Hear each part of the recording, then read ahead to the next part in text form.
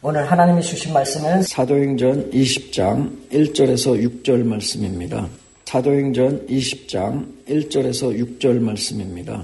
우리 한 목소리로 읽겠습니다. 소요가 바울은 제자들을 불러 고난 후에 작별하고 떠나 마게도냐로 가니라. 그 지방으로 다녀가며 여러 말로 제자들에게 권하고 헬라에 이르러 거기 석 달 동안 있다가 배 타고 수리아로 가고자 하는 그때에 유대인들이 자기를 해하려고 공모함으로 마게도냐를 거쳐 돌아가기로 작정하니 아직 함께 가는 자는 베레아 사람 브루와 데살로니가 사람 아리스다고와 세군도와 더베 사람 가이오와 및 디모데와 아시아 사람 두기고와 드로비모라. 그들은 먼저 가서 드로아에서 우리를 기다리더라. 우리는 무교절 후에 빌립보에서 배로 떠나 갓세만의 드로아에 있는 그들에게 가서 이레를 머무니라. 아멘. 할렐루야. 아멘. 오늘도 주님 앞에 나온 우리 모두에게 하나님의 크신 은혜가 임하기를 간절히 기도합니다. 오늘은 사도행전 20장 1절에서 6절의 말씀을 가지고 동력의 원동력이라는 제목으로 하나님의 말씀을 전하겠습니다. 오늘도 말씀을 듣는 가운데 우리 각자 한 사람 한 사람에게 들려주시는 하나님의 음성이 들려주기를 간절히 소망합니다. 또한 성령님의 다스림이 우리의 영혼육을 만져주셔서 치유와 회복의 은혜가 있기를 예수 그리스도의 이름으로 축복합니다. 오늘 본문은 사도 바울이 에베소를 떠나서 마게도냐로 향하는 그 내용으로 시작을 합니다. 지금 이 사도 바울의 모습이 겉으로 보기에는 그저 평범하게 여행을 떠나는 그런 장면처럼 보입니다. 그런데 이 사도 바울이 이 모습은 단순한 그런 이동처럼 우리가 보일 수도 있지만 사실은 이 사도 바울에게는 마음이 너무 무겁고 또 고통스러운 그런 출발이었습니다. 왜냐하면 사도 바울은 지금 겉으로는 아무렇지는 않은 그런 얼굴로 떠나고 있지만 마음속에는 짓눌리는 그런 고통이 있었기 때문입니다. 우리가 성경을 자세히 보면 이 장면 뒤에는 이 사도 바울의 눈물과 고통과 그리고 깊은 그 영적인 그 시름이 숨어 있습니다. 사도 바울은 지금 에베소를 떠나고 있습니다. 그런데 단순한 이사를 가는 것이 아니었습니다. 바울은 에베소에서 죽을 만큼의 그 고난을 겪었습니다. 그 이유가 우리가 고린도후서 1장 8절에서 9절에 보면 사도 바울은 이렇게 고백하고 있습니다.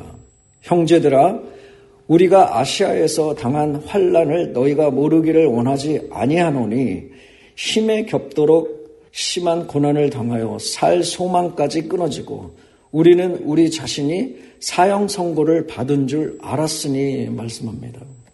사도 바울은 여기서 보면 살 소망까지 끊어졌다라고 말을 합니다.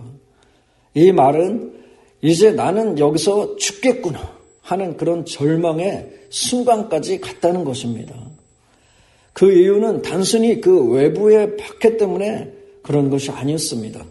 사도 바울은 이 당시 사람들의 그 배신과 그리고 오해 그리고 교회 안의 분열 때문에 마음이 너무나 무거운 무너졌던 그런 심정이었습니다. 이 사도 바울이 세운 그 교회 안에서도 싸움이 일어나고 또 자신의 진심이 왜곡되어 들리고 또 사랑으로 심은 그 씨앗은 미움으로 이 자신에게 다시 돌아왔기 때문입니다. 그런 일들이 교회 가운데 있었죠. 그래서 사도 바울은 지금 육체적으로도 지쳐 있었고 또 무엇보다도 정신적으로 영적으로 아주 무너진 그런 상황이었던 것입니다. 우리가 19장, 우리 오늘 읽었던 그 앞장에 보면 19장에서 우리가 그동안 살펴보았지만 에베소에서 사도 바울은 정말 뜨겁게 복음을 전했습니다. 예수님의 이름으로 병자들을 고쳤습니다.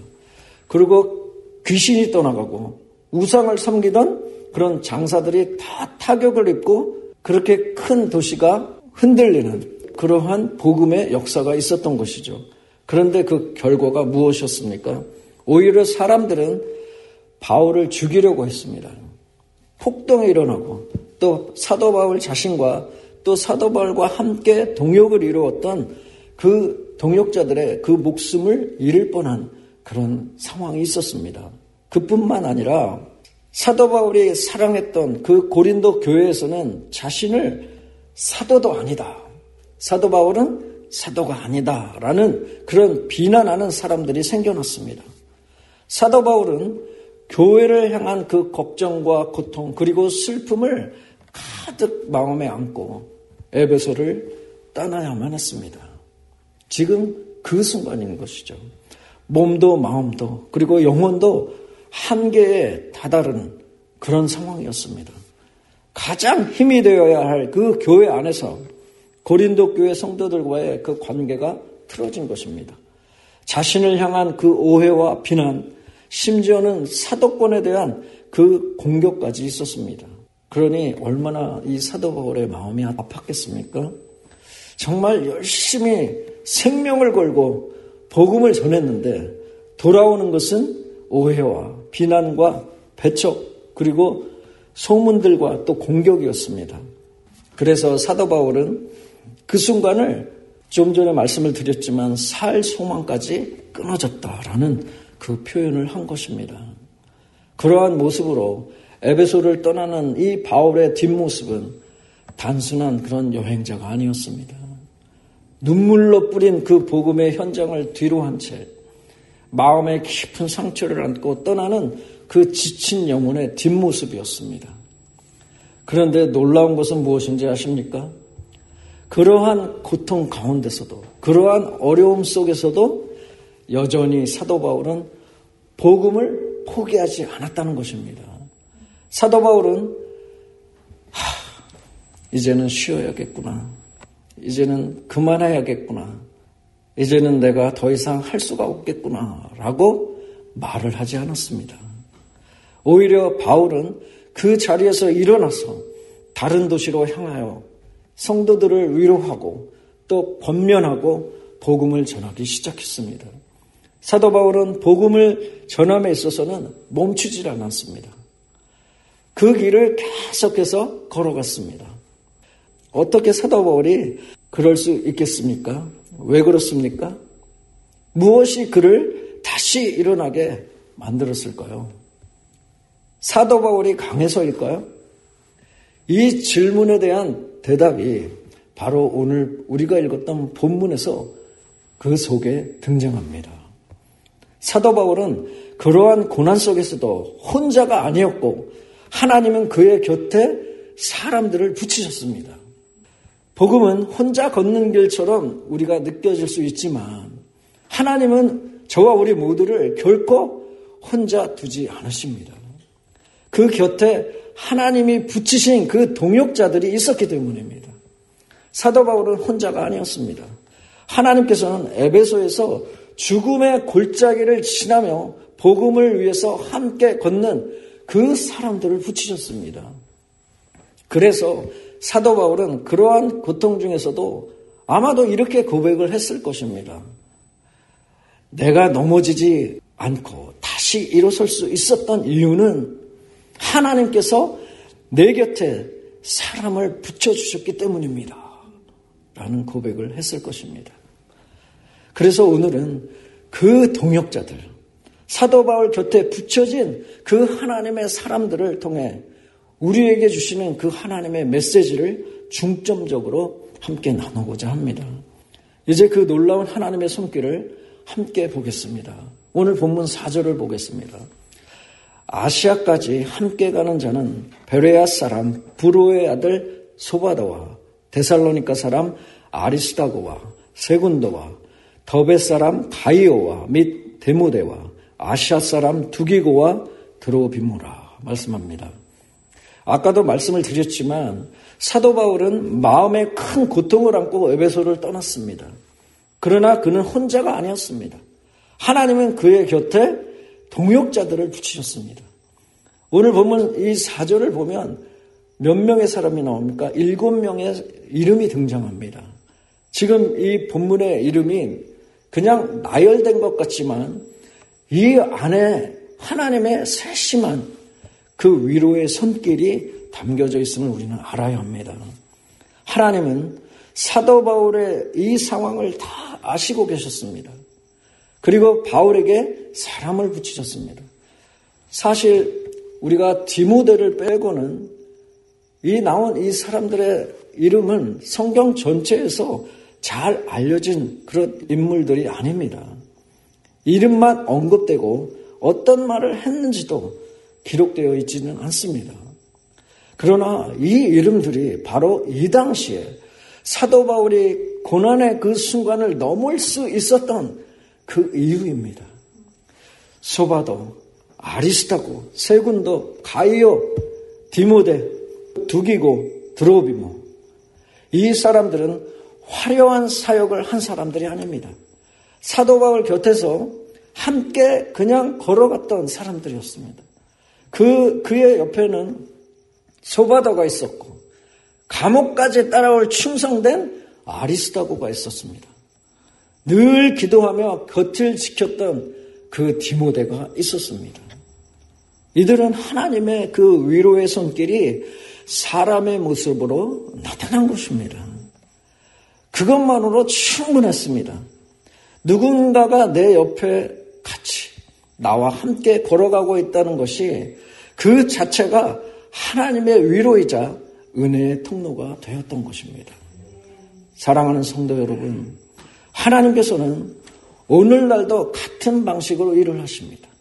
저와 우리 모두가 고난 중에 있을 때 하나님께서는 어떤 사람을 통해서 우리를 붙잡아 주십니다. 우리가 인생을 살다 보면 혼자 버티고 또 혼자 참고 또 혼자 울 때가 많이 있습니다. 너무나 많습니다. 그럴 때 하나님께서는 하늘에서 천사를 보내시는 것이 아니라 우리 곁에 사람을 붙이시는 방식으로 일을 하십니다. 마음이 무너져 있을 때 오늘은 같이 밥 먹을래? 라고 문자를 보내는 사람. 지쳐서 예배드릴 힘이 없을 그럴 때 오늘 함께 기도하자 라고 손을 내미는 사람. 때로는 아무 말 없이 그저 웃으며 내 옆에 앉아주는 사람. 어떤 성도는 아픈 가족을 돌보다가 지쳐서 기도할 힘도 없을 때 어느 날 누군가가 음식을 들고 찾아옵니다. 집사님, 그냥 집사님이 생각나서 왔어요. 이 음식 한번 드셔보세요. 사실은 하나님께서 그 사람의 마음을 움직이신 것입니다. 어떤 사역자는 힘든 사역에 감당을 못해서 진짜 짐을 혼자 다 감당하다가 포기하고 싶을 때 한 초신자가 조용히 다가와서 말을 합니다. 목사님, 저는 목사님 말씀 듣고 오늘 예수님을 진짜 만났습니다. 그 한마디가 이 하나님이 주신 위로의 음성입니다. 직장에서 신앙 때문에 오해받고 따돌림 당한 그런 청년이 주일 예배에 와서 앉아 있습니다. 그때 옆자리에 앉았던 그 집사님 한 분이 청년을 보고 이렇게 얘기를 합니다. 기도하고 있어요. 기도하고 있습니다. 말해줍니다.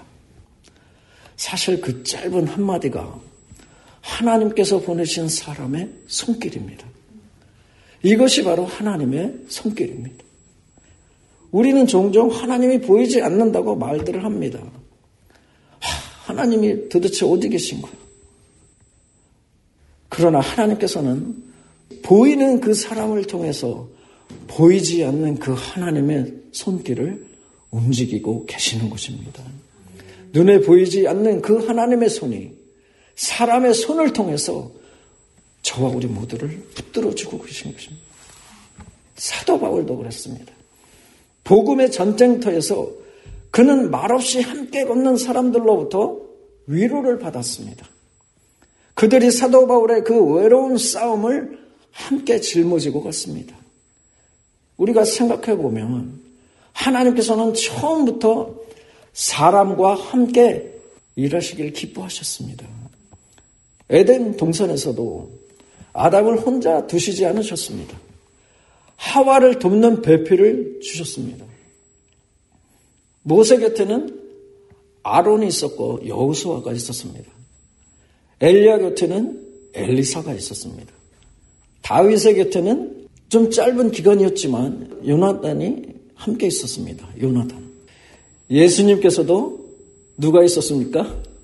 비록 좀 부족하고 어눌하고 우리들이 보기에는 참 어울리지 않는 그런 12 제자들이 있었습니다. 복음은 혼자 걷는 것이 아닙니다. 혼자 걷는 길이 아닙니다. 하나님이 함께 걸어가시고 사람을 붙여 함께 걷게 하십니다. 복음의 여정에도 그리고 저와 우리 모두의 삶에도 함께함은 하나님의 방식입니다. 사랑하는 성도 여러분, 저와 우리 모두도 마찬가지입니다. 우리가 신앙생활이 힘들고 인생이 지쳐갈 때에 하나님께서는 반드시 사람을 통해서 우리를 붙드십니다. 때로는 이웃과 친구들을 통해, 때로는 사랑하는 가족들을 통해서, 때로는 교회의 형제 자매들을 통해서 보내십니다. 그리고 그 만남은 결코 우연이 아닙니다. 결코 우연한 만남이 아닙니다. 하나님이 다 계획하신 만남입니다. 하나님의 그 계획된 위로입니다. 지금 여러분의 곁에, 저와 우리 모두의 곁에 누군가가 있습니까? 누가 있습니까? 그 사람이 바로 하나님이 붙이신 사람일 수 있습니다. 또 하나님께서 여러분을, 저를 누군가에게 붙이신 사람일 수도 있습니다.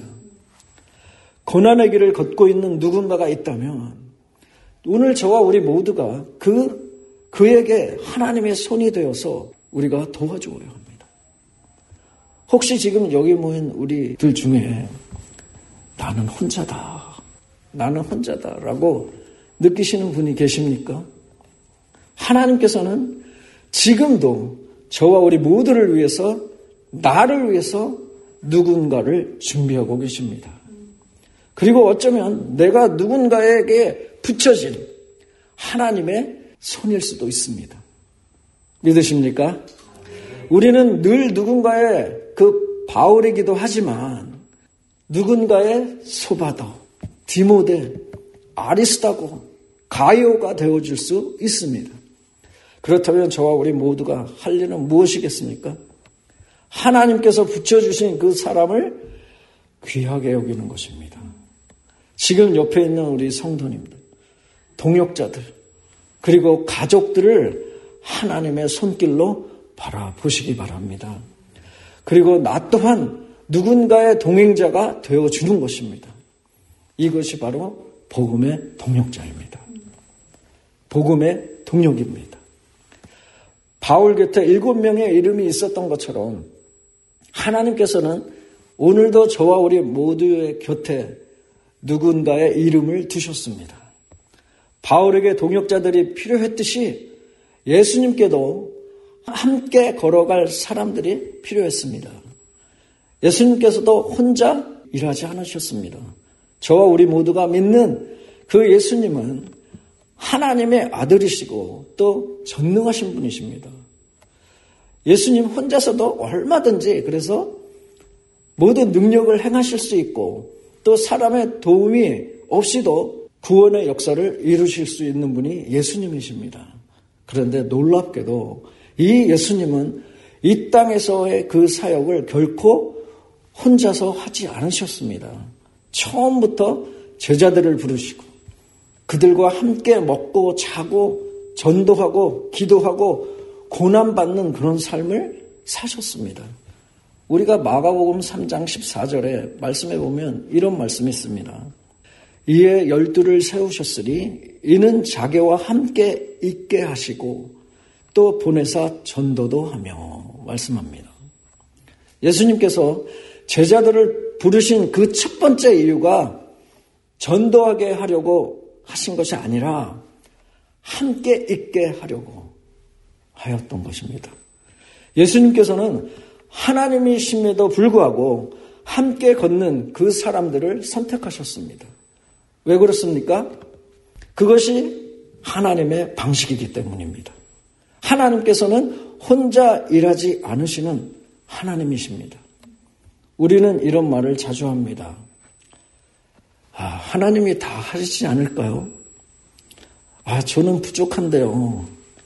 내가 할 수 있겠습니까? 라는 말을 합니다. 예수님께서 제자들을 택하셨을 때, 선택하셨을 때, 부르셨을 때 그들도 다 부족했습니다. 베드로는 쉽게 흥분하고 큰 소리만 치다가 넘어졌던 사람 중에 한 사람입니다. 도마는 의심이 많았습니다. 야고보와 요한은 누가 큰 자리를 더 차지할까 다투었던 사람들입니다. 그것도 예수님이 십자가를 지시기 바로 직전에 가룟 유다는 끝내 예수님을 배신했습니다. 예수님께서는 이 모든 것들을 다 알고 계셨습니다. 그럼에도 불구하고 그 제자들을 선택하셨고 예수님께서는 그들을 끝까지 사랑하셨습니다. 그들이 완벽했기 때문이 아니라 예수님께서 끝까지 함께하기로 결정하셨기 때문입니다. 여기 있는 저와 우리 모두도 우리 예수님께서 함께하기로 결정하셨음을 믿으시기 바랍니다. 하나님께서는 사람의 완전함이 아니라 함께하는 그 마음을 사용하시기 때문입니다. 이게 바로 예수님의 사랑이자 동역의 비밀입니다. 사람 때문에 흔들리지 않는 관계, 하나님 때문에 이어지는 관계. 우리의 삶에도 마찬가지입니다. 하나님께서는 때로는 우리 곁에 완벽하지 않은 사람들을 붙이십니다. 그래서 서로 다르고 또 감정이 상할 때도 있고 오해가 생길 때도 많이 있습니다. 그것이 가족 안에서도 많이 나타나고 또 교회 안에서도 나타나고 또 사역 안에서도 나타납니다. 직장 사람들은 이 직장에서도 그렇고 친구와 이웃과의 그 관계 속에서도 나타납니다. 그런데 우리가 이렇게 시간이 지나다 보면 깨닫습니다. 하나님께서 저 사람을 통해서 나를 다듬고 계셨구나. 그 어려운 관계를 통해서 그 어려운 그 사람과의 관계를 통해서 내 믿음이 자라고 있었구나. 나를 훈련시키고 있었구나. 라는 것을 알게 되죠. 예수님께서는 완벽한 제자들이 아니라 함께 걸을 그 마음이 있는 사람들을 부르셨습니다. 하나님이 쓰시는 사람은 잘난 사람이 아니라 끝까지 관계를 포기하지 않는 그 사람들입니다. 우리가 교회에서 함께 사역을 할 때에 마음이 안 맞고 또 실망할 때도 있고 부족한 그 연약한 모습이 보일 수가 있습니다. 그러나 예수님께서 제자들과 끝까지 함께 하신 것처럼 하나님께 붙들린 동역은 쉽게 끊어지지 않습니다. 자녀를 키우는 이 부모도 혼자 키우기 힘듭니다. 혼자 못합니다. 남편과 아내, 그리고 부모님, 그리고 교회의 중보기도가 함께 필요합니다. 교회에서 작은 봉사 하나라도 사실은 혼자 감당하기가 어렵습니다. 찬양이나 안내나 또 주방에서 일하는 거나 주차장 안내나 중보기도 이런 모든 것이 함께 할 때 하나님께서 기뻐하십니다. 그리고 마음이 무너질 때 누군가가 나의 손을 잡아주는 것만으로도 다시 일어설 수 있는 용기가 생깁니다. 예수님께서 함께 하신다는 건 내 곁에 누군가를 두셨다는 뜻입니다. 그런데 그 사람이 완벽하지 않아도 예수님께서 선택하셨던 그 제자들처럼 하나님께서는 그 사람을 통해서 나를 세우시고 또 나를 통해 그 사람을 위로하시는 것입니다. 결국 동역은 내가 편한 사람과 함께 하는 것이 아니라 하나님께서 붙여주신 사람과 함께 순종하는 것입니다. 그게 동역입니다. 예수님께서는 지금도 저와 우리 모두와 함께 걸으시고 우리를 서로의 동역자로 세우십니다. 그러니 혹시 내 곁에 사람이 좀 불편하게 하더라도 그 사람을 향해 이렇게 고백해 보십시오. 주님, 이러한 관계 속에서도 주님의 마음을 배우게 하여 주옵소서. 고백해 보시기 바랍니다. 하나님께서는 우리의 관계를 통해서 일하십니다. 사람을 통해 은혜를 주시고 그 동행을 통해서 복음을 완성하십니다. 예수님께서는 제자들과 함께 걸으셨고 그 관계 안에서 성령의 역사가 나타났습니다. 그리고 지금도 그 동일한 주님께서 우리의 곁에 사람들을 통해서 하나님의 일을 이루어가고 계십니다. 믿으십니까? 우리가 함께 걷는 길이 때로는 힘들지만 그 길 끝에는 우리 예수님께서 기다리고 계십니다. 사랑하는 성도 여러분, 우리는 오늘 사도 바울의 이 여정을 보았습니다. 지쳐있는 그에게 하나님은 사람들을 붙이셨고 또 그 동역자들과 함께 다시 복음의 길을 걷게 하셨습니다. 그런데 오늘 저와 우리 모두가 결코 잊지 말아야 할 아주 중요한 부분이 하나 있습니다. 사도 바울이 곁에 함께 동역하는 그 사람들이 있었기 때문에 다시 걸을 수 있었던 것은 사실이기는 하지만 그보다도 더 중요한 이유가 있습니다. 사실 그 이유를 우리가 다 알고는 있지만 자꾸 놓치고 사람에게 눈을 돌리는 부분이기도 합니다. 바로 사람들을 보내시고 묶으시고 사용하시는 분이 하나님이시라는 것입니다. 하나님. 결국 모든 동역의 시작과 과정과 그 완성도 모두가 다 하나님께 있는 것입니다. 다시 말하면 바로 그 모든 부분의 동력의 그 원동력은 삼위일체 하나님이시라는 것입니다. 오늘 저와 우리 모두가 다시 한번 기억해야 하며 모든 영광을 돌려야 하는 그 돌려야 할 분이 바로 삼위일체 하나님이십니다. 바울이 무너질 수밖에 없는 그 상황 속에서도 다시 일어날 수 있었던 이유는 그를 지탱해 준 것은 단지 곁에 있던 사람들 때문만이 아니라 그 사람들을 통해서 일하신 하나님 때문입니다. 사도 바울의 그 여정에 소바도, 아리스타고, 세군도, 또 가이오, 디모데, 두기고, 드로비모가 있었습니다. 하지만 그 사람들의 그 뒤에는 늘 하나님 아버지의 그 손길과 예수 그리스도의 사랑과 성령의 위로와 능력이 있었습니다. 역사심이 있었습니다. 동력의 진짜 힘은 사람에게서 나오지 않습니다. 동력의 근원은 삼위일체 하나님이십니다. 믿으십니까? 성부 하나님께서는 우리를 부르시고 붙이신 분이십니다. 하나님 아버지는 우리가 혼자 살지 않도록 사람을 붙이십니다. 내가 선택한 관계 같지만, 내가 선택한 것 같지만 돌아보면 그것은 하나님이 미리 준비하신 만남입니다.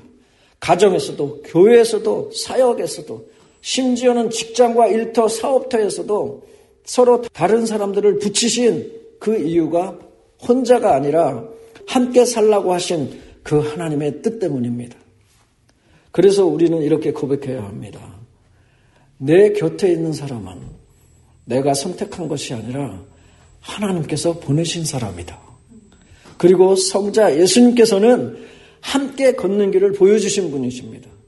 예수님께서는 하늘의 그 영광을 버리시고 사람과 함께 걸으셨습니다.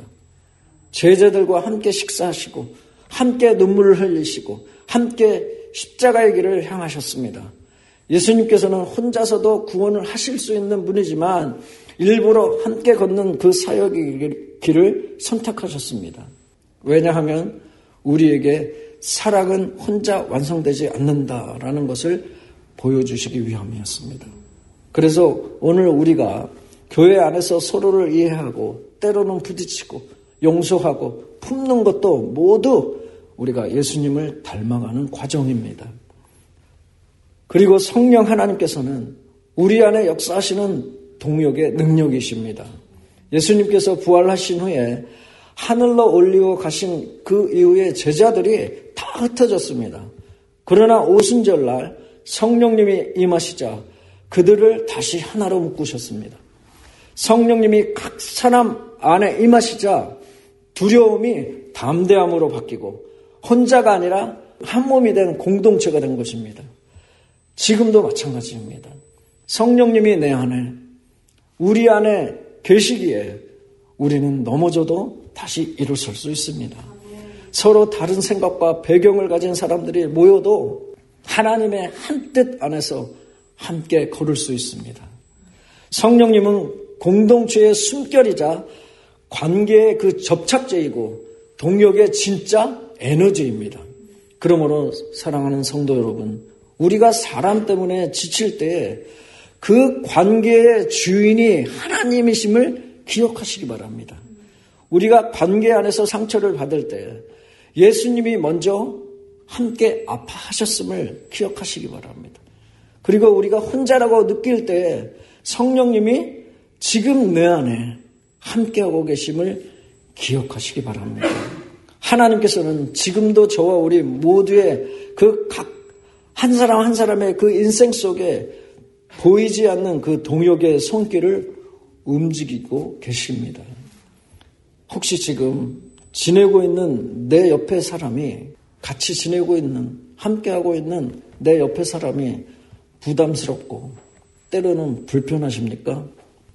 그 사람을 하나님이 붙이신 동역자라고 다시 바라보시기 바랍니다. 내가 선택하지 않은 관계 속에서도 성령 하나님께서 역사하심을 믿으시기 바랍니다.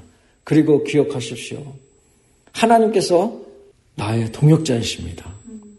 저와 우리 모두의 동역자이십니다. 내가 외로울 때, 내 곁에 사람이 없어도 삼위일체 하나님께서 나와 함께 계시고 일하십니다. 그 하나님께서 내 안에, 내 곁에, 또 내 앞에, 내 뒤에, 내 주위에 계십니다. 저와 우리 모두는 연약하지만 하나님께서는 작고 연약한 그 사람들을 사용해서 위대한 일을 이루어 가십니다. 미련하고 약하고 천하고 멸시받고 없는 것 같은 그런 저와 우리 모두를 사용하십니다. 우리가 고린도전서 1장 27절에서 29절의 말씀에 이런 말씀이 있습니다. 그러나 하나님께서 세상의 미련한 것들을 택하사 지혜 있는 자들을 부끄럽게 하려 하시고 세상의 약한 것들을 택하사 강한 것들을 부끄럽게 하려 하시며 하나님께서 세상의 천한 것들과 멸시받는 것들과 없는 것들을 택하사 있는 것들을 폐하려 하시나니 이는 아무 육체도 하나님 앞에서 자랑하지 못하게 하려 하심이라 말씀하십니다. 소바다와 세군도, 두기고, 드로비모 이 이름이 성경에 아주 짧게 남은 것처럼 저와 우리 모두의 이름도 이 세상 사람들에게 잊혀질 수 있습니다. 그러나 하나님께서는 기억하십니다. 우리 하나님께서는 저와 우리 모두의 이름을 기억하십니다. 여러분의 헌신과 눈물을 기억하십니다. 저와 우리 모두의 작은 헌신을 기억하십니다. 저와 우리 모두의 보잘것없는 질그릇과도 같은 이 나를, 우리들을 기억하십니다. 그리고 언젠가 우리가 하늘나라에서 우리 주님을 이렇게 보았을 때, 만났을 때 주님이 이렇게 말씀하실 것입니다. 잘하였다 충성된 종아, 잘하였다 착하고 충성된 종아, 네가 나와 함께 걸었구나. 이 칭찬이 저와 우리 모두에게 있게 될 것입니다. 사랑하는 성도 여러분, 오늘 우리 말씀을 통해서 저와 우리 모두가 고백해야 합니다. 하나님께서 나의 동역자이십니다. 예수님께서 나와 함께 걸으십니다. 성령님께서 우리를 하나 되게 하십니다. 그래서 어떤 고난이 와도, 어떤 외로움이 와도, 어떤 우울증이 와도, 어떤 공황 장애가 와도, 어떠한 어려움이 와도 나는 무너지지 않습니다. 선포해야 합니다. 기억하십시오. 동역의 원동력은 사람에게 있지 않고 삼위일체 하나님께 있습니다. 믿으십니까? 그 삼위일체 하나님께서 오늘도 우리 교회 안에, 우리 가정 안에, 또 사업터와 직장 안에서, 그리고 저와 우리 모두의 마음 안에 조용히 일하고 계심을 믿어야 될 줄로 믿습니다. 이번 한 주간도 우리 삶 속에서 졸지도 않으시고 주무시지도 않는 그 하나님의 함께 하심을 기억하면서 늘 승리하는 저와 우리 모두가 되기를 예수 그리스도의 이름으로 축복합니다.